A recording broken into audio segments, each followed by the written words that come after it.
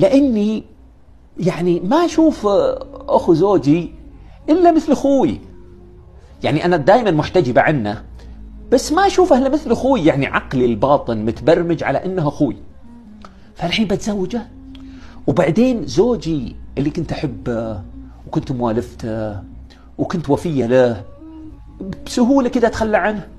تقول قاومت، وبعدين حاولوا يقنعوني، وفعلا عقدوا لي عليه. طبعا بعد ما طلعت من العده.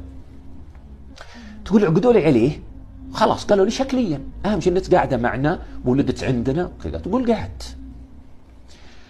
تقول لاحظت بعد شهر انه هذا اللي هو زوجي الجديد، اللي هو اخو زوجي المتوفى، صار يتردد على الرياض، يجي في اجازه نهايه الاسبوع. فسالتهم قلت يا جماعه ايش فيه صار يجي؟ قالوا حنا الان جالسين ندور له عروس. قالت إيه الحمد لله، زين الله يوفقه يا رب.